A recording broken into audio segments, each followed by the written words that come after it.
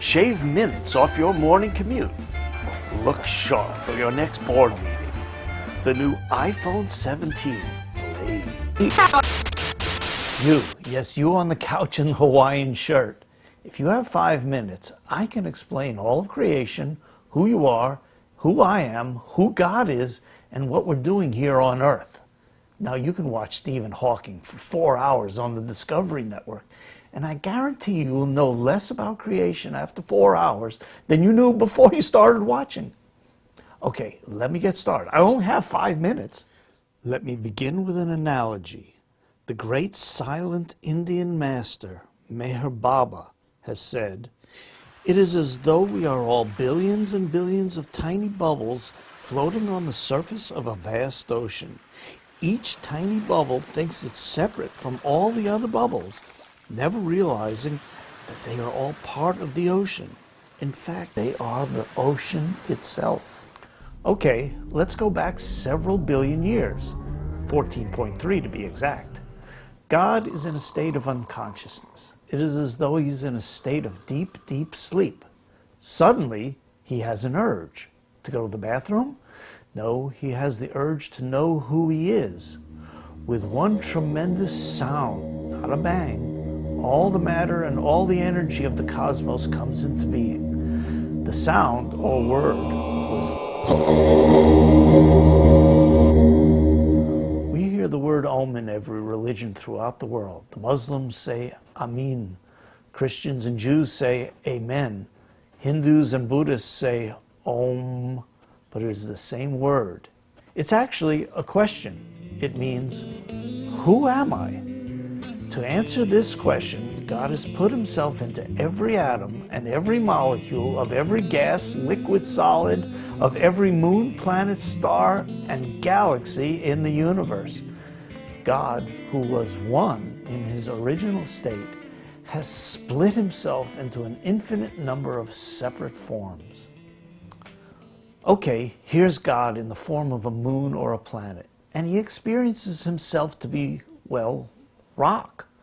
Not very exciting, but even as rock, there is love.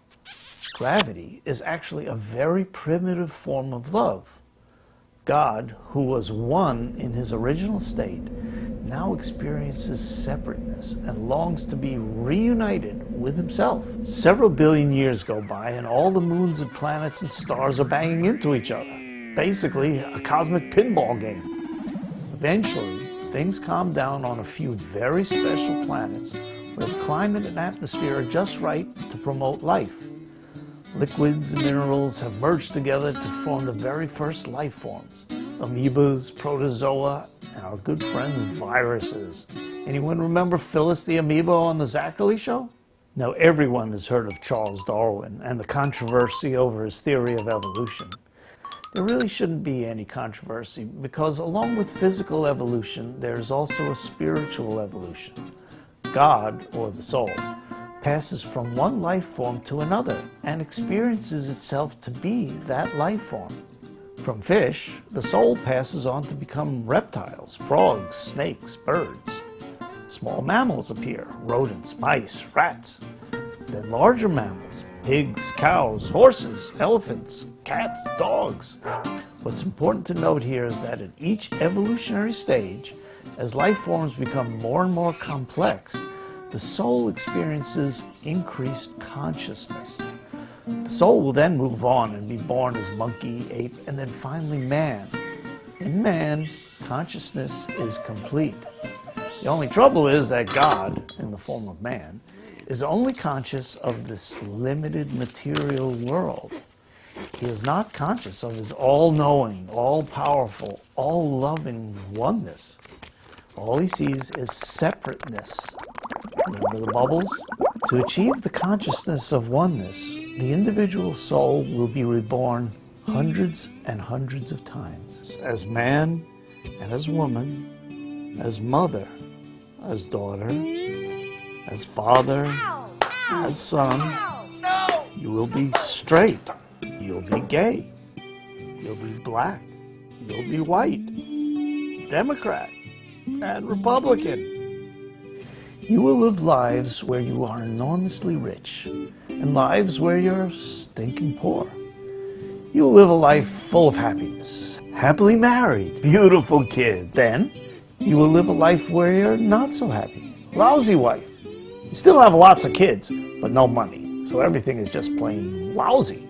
You will live a life as a Yankee fan, and dare I say it, the next lifetime, you'll be a Boston Red Sox fan. After thousands of lives experiencing opposites, the soul becomes very tired and weary and longs to experience something beyond the duality or opposites of this world.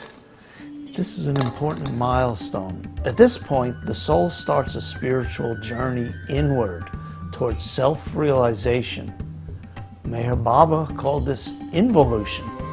The soul will incarnate several more times, but now he longs to be conscious of who he really is. He has become a spiritual aspirant, a true seeker of God. There's not much record of this kind of journey in the West. People are basically too busy playing video games, buying iPods, iPhones, and iPads. No matter what something Apple invents, they will not help man discover the real I. To find your real self and reach God consciousness takes an intense, free-flowing love of God. Blind following of religious rites and rituals out of fear or guilt will never accomplish this. It is for this conscious experience all of creation was created. It's mentioned in all religions. Buddha called it nirvana. Jesus called it the kingdom of heaven. Muhammad called it paradise. The Hindus call it God consciousness. But it is all the same consciousness. And this is the goal of all creation. Each life is sacred, and with each lifetime we are presented the opportunity to reach our ultimate goal. This is our birthright, to become conscious of our true selves. So, the answer to the original question, who am I, is I am God. This means you are God. Jews are God. Muslims are God. Hindus are God. Yes, even Boston Red Sox fans are God.